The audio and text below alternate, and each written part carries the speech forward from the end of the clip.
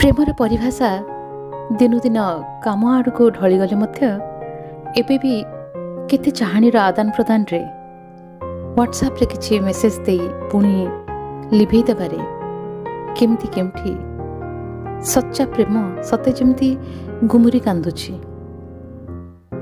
ଏଇ ଏବେ ଏବେ ଡକ୍ଟର ଜ୍ୟୋତିର୍ମୟ ନାୟକଙ୍କର ଏ ଦୁଇ ପଦ ଆଖିରେ ପଡ଼ିଲା ପରେ ଇଚ୍ଛା ହେଲା ଏହାକୁ ଆପଣମାନଙ୍କୁ ପଢ଼ି ଶୁଣେଇବାକୁ।